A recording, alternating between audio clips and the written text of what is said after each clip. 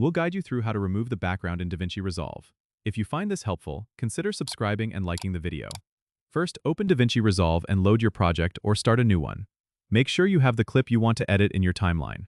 Next, go to the Color page by clicking on the Color tab at the bottom. Here, you'll find the Nodes panel, where you can make precise adjustments to your video.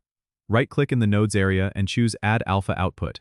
This step is crucial as it allows you to create a transparency effect. Now, connect the blue square, which is the alpha channel, from your node to the new blue circle you just added. This essentially links the transparency to your output. Now, let's isolate the background.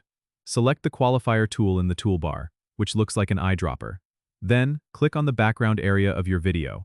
This tool will select the color range you want to remove. To refine this selection, use the qualifier's settings in the right panel. Adjust the hue, saturation, and luminance sliders until the background is isolated. You can press Shift+H to view what you've selected, which should show only the background in gray. Once you're satisfied, add a new node by pressing Alt+S. With this new node selected, click on the Invert button in the qualifier panel. This will reverse your selection, making everything but the background visible. Now your subject should be isolated against a transparent background. Finally, go to the Deliver page to export your video. Make sure to choose a format that supports transparency, like QuickTime with RGB plus alpha. Hit Add to Render Queue, then start render. Your video will now have the background removed, letting you place it over any footage you like. Don't forget to subscribe and comment if this helped you out.